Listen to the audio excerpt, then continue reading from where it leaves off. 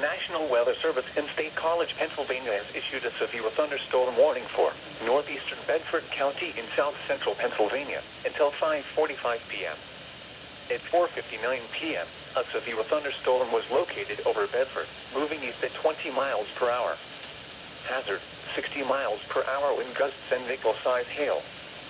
Source, radar indicated.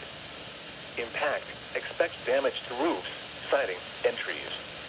Locations impacted include Bedford, Breezewood, Everett, Cessna, Saxton, Defiance, and Hopewell.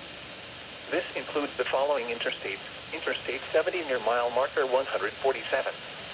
The Pennsylvania Turnpike between mile markers 142 and 159, and near mile marker 165.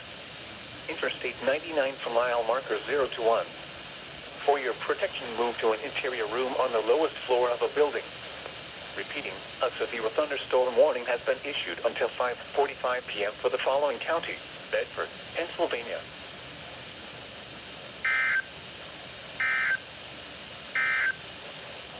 The National Weather Service in State College, Pennsylvania